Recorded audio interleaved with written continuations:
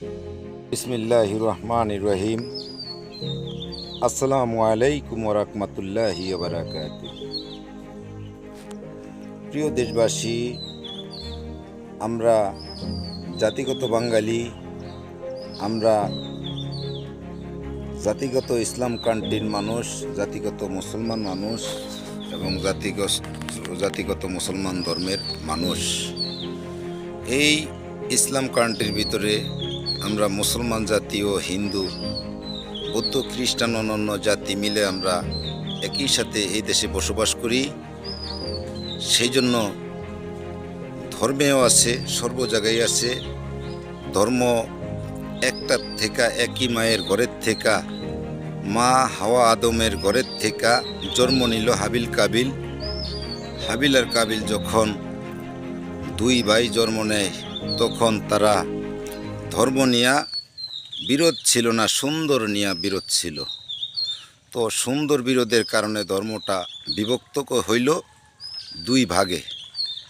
এক ধর্ম মুসলমান ধর্ম, ইসলাম ধর্ম পালন করে, আরেকটা হচ্ছে হিন্দি ধর্ম পালন করে, হিন্দু বলা হয়। তো সেই জন্য আজকে ধর্ম সারা বহির্বিশ্বে 4,500 ধর্ম পালন করে। এবং মুসলমান ধর্মের কোরআন, এবং কোরআনের পরে গীতা, গীতার পরে বাইবেল।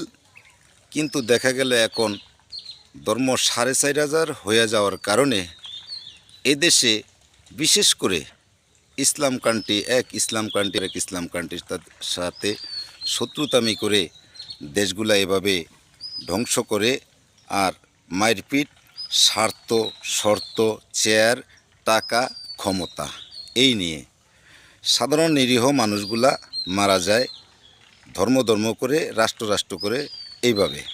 তো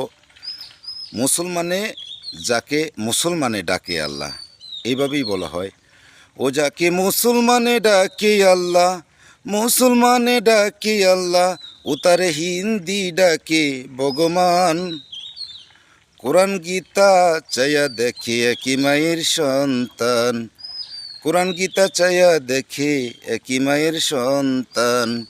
যারে মুসলমানে ডাকি আল্লাহ, ও যারে মুসলমানে ডাকে আল্লাহ, ও তারে হিন্দি ডাকে ভগবান। কোরআন গীতা চাইয়া দেখে একই মায়ের সন্তান, কোরআন গীতা চাইয়া দেখে একই মায়ের সন্তান। প্রিয় দেশবাসী, আজকে জানুয়ারির 19 তারিখ 2026।